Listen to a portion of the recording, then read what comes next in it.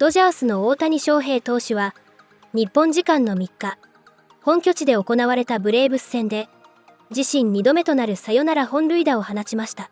5対5で迎えた9回、大谷選手は外角のボールをセンターの後方へと運び、チームは8連勝を飾りました。9回1アウトの場面で打席に立った大谷選手は、相手守護神イグレシアス投手の外角チェンジアップを一振りで捉え、逆方向へと自身らしい力強い一発を放ちました。打たれたイグレシアス投手は、呆然とした表情で打球の行方を見つめるしかありませんでした。それでも、試合後のクラブハウスでは、守護神を責める声は聞かれなかったようです。地元放送局、ファンデュエルスポーツサウスによりますと、主砲のオースティン・ライリー内野手は、辛いことだね。本当に辛いよと語り始め、個人的には、今日の攻撃面での自分のプレーは本当に恥ずかしいものでした。言い訳はできませんと述べ、この試合でも満塁のチャンスで凡退するなど、5打数1安打で今季打率111にとどまっている自身の打撃に対する悔しさを口にしていました。さらに、イグレシアス投手については、全く彼のせいではありません。責任は彼にありません。8回1死1塁から登板して、5つのアウトを取るよう頼まれたのですから、それはとても難しいことです。彼に非はないと思っています、と擁護する姿勢を見せていました。なお、米ポッドキャスト番組、ファールテリトリーでも、この大谷選手のサヨナラ本塁打について大きく取り上げられました。外角低めのチェンジアップをセンター方向へ運ぶという、極めて難易度の高い球を捉えたもので、解説陣からは、信じられないスイングだったとの絶賛の声が上がっています。解説者たちは、決して悪い投球ではなかったとしながらも、それでも本塁打にしてしまう大谷翔平は、やはり特別な選手だと高く評価していました。この模様は、日本語字幕付きの映像でご紹介いたします。Friend of the program, ladies and gentlemen, Carl Ravi. Yeah, Carl! How's it going, Ravi? Not as good as Otani, but things are good, I can tell you that. But not as good as Shohei. Okay, let's talk about that. Because, you know, in a lot of sports, whenever the superstars perform well, the sport's going to do well. When the superstars play like shit, people are going to bury the sport. Feels like right now, with Paul Skeens, Shohei Otani, Soto, I believe, over there in New York, Judge. and Aaron Judge, they're all playing good ball. That moment last night, show my God, showing up in a massive way, bottom of the ninth, this early into the season, I think it's going to keep people hooked. I think it's going to keep people interested. And that type of magic happening with this guy, it seems to be just like the way it goes with him. He's on pace to be the GOAT, Ravi. And how do you feel about the state of baseball with him leading the way? Yeah, no, he is that. You know, I'm trying to think, given this is a sports show that talks about every sport, football, etc., there probably hasn't been a athlete who's more well-known globally, maybe since Tiger Woods, maybe Muhammad Ali, than this guy. I think you could make the case he's the biggest and most well-known athlete globally on the planet because, obviously, of what he does in Asia, and that's why the Dodgers invested in him. You got to remember a couple of things about him. This season alone, forget about pitching, etc., and his MVPs, he went to Japan. The expectations were off the charts. We just did the Dodgers Thursday to open the season, and one of the things that all the players were even astounded by and company was how big in that country he is. There is no comparison in this country to his popularity in that country. It doesn't exist. He goes over there, they win 2 games, he hits a homer. You have to understand, last night was Shohei Otani bobblehead night. So not only do they come out to get a bobblehead, they lined up beginning at 7, 8, 9 in the morning to get the Otani bobblehead. And then on his night, he walks up to the plate, and I swear, you talk to the players, you talk to the fans, he was expected to do what he did. The level of accountability is beyond recognition. It's Brady in a Super Bowl at his prime. It's Woods at a major at his prime. It's not a question of of where it's not a question of is he going to hit a homer, it's where's the ball going to go. That's the level of expectation and delivery we're talking about. Okay, so Ravi, I appreciate you telling us all these things, and my respect for Shohei grows even more every time I learn something about him. I think not just popularity in Japan, he's babyface over there too. Like, he's loved by everybody. It's not just like known by everybody. It's beloved by everybody there, which is obviously impossible, and it's because he's been so good for America. For MLB, he's been amazing. For baseball, he's been amazing. And this is all happening while Mitsuhara almost derailed the entire thing. He seems to be a robot. Why do you think he is so locked in? Why do you think he's so unflappable? And is he just engineered to be the superstar that baseball has needed for some time? Yeah, I mean, it's amazing how quickly the injuries and playing in Anaheim have derailed the kind of the Mike Trout train we were all on. But this right here that we're seeing is exactly the type of response the Dodgers were hoping for in Japan, let alone in Los Angeles. And for a bobblehead, I mean, seriously. Now, I assume if you're a smart company like the Dodgers are, you will then try to sell bobbleheads, but maybe there's there's an exclusivity to it. But look at how many people turned out to get a bobblehead doll of Shohei Otani. Yeah, he is that guy. I'll say this: when we walked into the clubhouse on Thursday at around 7 o'clock, so local time game 4 o'clock, we get there at 1 o'clock. Otani is sitting at his locker, and it's not as if his locker is separate from everybody else's. There's Freeman, locker next to his open. There's Betts, locker next to his. In baseball, when you've reached a certain status, you have a locker, a corner locker if you're guys like Otani and Betts, and then there's an entire locker next to yours empty. So he's got the locker next to his empty. We walk into the clubhouse, and this has become fairly common in baseball, guys. You walk in and they know the media is allowed in at a certain time, and they run. They hide like ants. Hooty-hoo, yeah. Absolutely. They hide. Yeah. Otani sits at his locker, and there was no boy in the plastic bubble, but nobody really approached him. But he sat at his locker alone and looking at film, studying. So remember Ivan Lendl when he played tennis? And like, he was a robot. That's how I looked at Ivan Lendl. Otani's got a great smile. I saw him squeeze Edman's muscle last night after Edman homered. There's a personality there. He does. He lights up a room with his magnetism, and then he lights up stadiums with his ability. He's absolutely different and gifted to a level. Again, you go to Babe Ruth. We may never have seen it. I can't wait to see him pitch, assuming they're going to say, yeah, we know you're on pace to hit, 70 homers and win a batting title and an MVP. Bases. But steal 70 bases. You do that too. They may not need him. I'm sure he is going to do that because he wants to.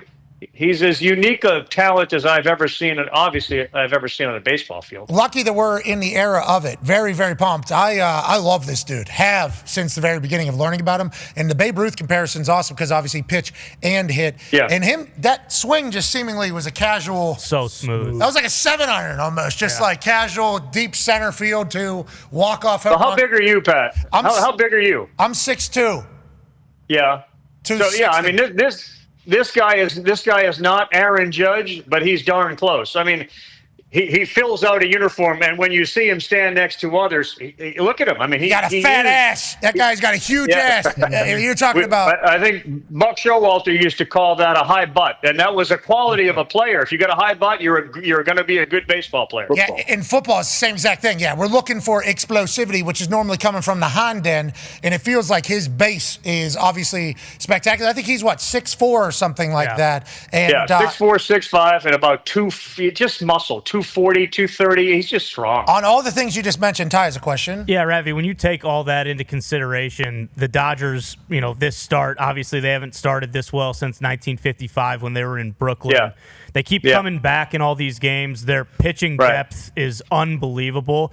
Are we is it almost expected that they're going to break the single season wins record this year? Yeah, I think they will. I thought the Mariners, who won, the 116, 17 games, were the biggest disappointment in baseball because they never did anything in the postseason. I don't think there's any question this team passes that record, the 0-1 Mariners. I don't think there's any question about it. The only I don't, usually health can slow down a juggernaut like this. They are so deep. They could actually have a handful of guys go down. They could rest guys. Blake Snell was not good last night. He was complaining to the umpires. They're not beating the chicken crap of Major League Baseball. They just rolled through the Atlanta Braves. I mean, think about the Braves going home now, having not won a game, and realize what the Dodgers do. Like, again, the Dodgers 3, 4, 5 starters. When you parade Glasnow out there against your number 3, or Blake Snell because the way you're number 4, like, it becomes so demoralizing. And that's what they do on a nightly basis. And the idea that they came from behind from 5-zip is just another indication. To his credit, Dave Roberts seems to have got this culture, and I think it's rooted in Mookie Betts and Freddie Freeman and Max Muncy. They won the World Series. Their entire goal now is to do better than they did last year. And you guys know this, with sports and with champions, sometimes there's a hangover. No chance with this group. They want to win the day. And if you win the day, you could win every day. And they're obviously doing that right now. 162-0 would be awesome. Good luck out there. That'd be pretty sweet. I can't wait. I'd love to cover that. Man, I love that. Last question about the Dodgers here from Ty. Yeah, Ravi, so you mentioned it, Shohei obviously wants to pitch. There's no two ways about that. But I'm kind of the train of thought, why would you pitch this guy? He's so good at the plate. That's the only thing that could really derail stuff is if he has another elbow injury or has another season-ending injury. I know you mentioned, how deep they are with the pitching staff. So if Snell or Glasnow or one of those guys goes down, maybe you slide him into the rotation. But do you think there's any thought that, hey, we're just going to have this guy focus on hitting because, again, he might win an MVP. He could hit 74 homers this year. He'd win the MVP. There's no doubt about it. I think the dynamic between the Dodgers and Otani is unique. The Jordan rules existed with the Chicago Bulls. I don't think that the Otani rules exist with the Dodgers, but clearly a guy that's compensated the way he is with his talent is given certain liberties. And I think if he wants to pitch, which he does, they're going to afford him that opportunity. May not be as often as he'd like, but I think he really wants to do that. Again, if we're going to talk about how driven he is to be the best hitter on the planet, the best base runner on the planet, he wants to be the best pitcher on the planet, and I think they will afford him that opportunity. And again, you may forget how darn good the guy was as a pitcher. He's a great pitcher. This isn't adding a number 5. But let's start with the Dodgers because it was Shohei bobblehead night, AJ. There's people lined up for hours, and I'm not out there, but I saw this on multiple spots, including FT Twitter, which is the best on the planet. Everyone got a bobble. So why are they lined up? Because, normally I don't think they read the fine print. Normally it's only 10,000, the first 10,000. So maybe they wanted to be the first to get it on eBay. I don't know, but they gave one to the whole stadium. They had how many ever people Dodger Stadium hold, which is almost 60,000 or whatever it is, right? So everybody got one. I think, Joe Davis got one. Oral Hershiser got one. Sandy Koufax got one. Magic Johnson got one. Everybody got one, right? So I love this. I don't know more teams do this, but this is crazy. These people didn't read the fine print, man. Read the fine print, or they knew Shohei was going to hit a walk-off and they just wanted to be on foul territory Twitter. Oh, man. I mean, bobbleheads. I don't get the craze for bobbleheads. I don't get why you stand in line for everybody getting one. But it was just, you can't write it any different on a bobblehead night. It's not his first bobblehead. It's not his first walk-off. The guy's just doesn't look like Shohei at all, by the way. But that does look like a softball bat. So I wonder if he's going to maybe he's going to be the next torpedo bat guy. Huh? Maybe? No? Somebody? No. You know what those are called? You know what those were called back in the day? Those were called what? Bottle bats? Weren't they called bottle bats? Because when I played Little League, Bronson Arroyo used to use one. And I'd be like, you cheater. Right, because Bronson Arroyo played Little League. We played in the same Little League, and he used to use a bottle. I thought it was called a bottle bat, and it was the whole thing was head, until the handle, and I thought they were mostly used in softball, right? Softball, yeah. And Bronson Arroyo used to use one of those when we were like 12 years old with each other, and I'm like, you cheater. But, I mean, I guess it wasn't cheating because nobody knew the difference. Do you know what changed yesterday's game more than anything? Max Muncy ditching his torpedo bat. He had it for his first several ABs, and then he's like, screw it, I don't like it. And he hits a gapper double, 2 strikes, 2 outs, and ties up the game. Of course, it was a dream night for Dodger fans. I mean, 52,000 plus. They all get the bobble. Otani hits the walk-off. They're talking about it leading up to it. Dodgers are 8-0, and that passes the 1933 Yankees for most consecutive wins after a World Series title to start the next season. There's that changeup heading across the plate from Raisel Iglesias. For example, if you look at that pitch and where it landed, right? It's a changeup. It's a little bit up. It's, it's not over the middle of the plate, but it's coming across the plate. Just correct me if I'm wrong here, right? I'm trying to learn. That's a bad pitch, right, AJ? That's a bad pitch? Yeah. No. That ball's off the plate. Not a bad pitch? I know it's off the plate, but it's coming across the plate, and changeup's supposed to be a little lower. No, that's a good pitch. Dude, that ball's knee high off the plate away. I mean, I don't know what else you want Raisel Iglesias to do. Kratz, tell me that's not a bad pitch at all. It's a pretty good pitch. It's just a guy who is stronger than most human beings and can go out there and hit a ball to left center that carries out at nighttime at Dodger Stadium. And you know what else? Sometimes when stuff ain't going right, the ball goes over the fence when it's not supposed to. You have a 5-0 lead and you don't win the game, with everything lined up. So sometimes it's just not your season, maybe? If we're splitting hairs, maybe he wanted it lower. I get that. But you can't just, I guess you can pitch around them, but there's no cheap home runs at Chavez Ravine at night. There's no way you should be able to, as a lefty who that ball's going away from him, he's able to take that ball out to center. Maybe if he really dives on that ball, and Shohei never dives to the pitch away, he could take it down the left field line. But where he hit that's a joke. That ball could it be a little lower? Yes. We're splitting hairs. It was an unbelievable swing. Yeah, I'm not slighting Shohei. Just asking for a little analysis on what they should have done and how they could have pitched him differently, because he still looks like last year's Shohei. That's the way. Four fingers. No, see ya. He's hitting 300. I mean, listen, that was a good pitch. Sometimes the hitter wins. Sometimes the hitter wins, man. These guys are good. We used to always say that. You'd strike out and you'd be like, man, I don't know. But then you'd realize these guys are getting paid a lot of money to strike you out too. So they make good pitches sometimes. And sometimes pitchers would come off the mound, and Kratz, I think, would attest this too. They'd make their pitch, and a guy would get a hit, break his bat, throw it over the outfielder or whatever. And the pitcher would be like, that wasn't a bad pitch. You're like, no, but that guy's pretty good too. He can hit, and he gets paid to hit the ball. So sometimes these guys are just good. Yep. It's been a magical start to the season for the Dodgers. They're going to go through some adversity at some point, I think. But they've trailed in 6 of the 8 games. They've got a lot of late offense. They are 8-0. Here's a tweet from Blake Harris, who covers the team. Despite being 8-0, it feels like the Dodgers haven't even been close to playing their best ball yet. Trailed in 6 of 8. Starter is yet to pitch into the 6th. And by the way, Snell gave up 5. They were all unearned, but he gave up 5. Mookie missed 3 games. Freddie has missed 5 games. He goes, just wait until they start clicking. Also, they were trailing 5-0 yesterday, AJ, which reminded some fans of last year's epic World Series comeback when they were trailing by 5 to the Yankees. Ben Kasparius, I think, had the moment of the game. Top of the 6th, bases loaded, no outs, gets them out of the jam. He was hyped. That is a really fun way to go to a ballpark. You get a freebie, you get the best player on the planet with the walk-off, and you get the 5-0 comeback. Yes.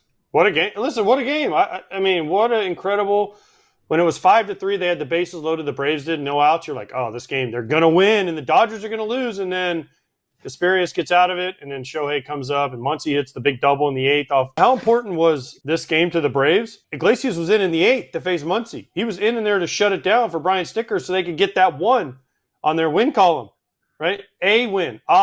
Instead, he gave up the double to Muncy, then he gave up the home run to Shohei. But as soon as the Dodgers tied that game, it was like, okay, the Dodgers are going to win this game. And then obviously Shohei hits the walk-off. Yep. Exactly. One of our Hammer Territory hosts was like, oh, if you think the first 6 losses were bad. And this was when they were still winning. They were up 5-3. And he goes, if you think the first 6 losses were bad, can I interest you in a 5-0 comeback loss? Blah, blah, blah.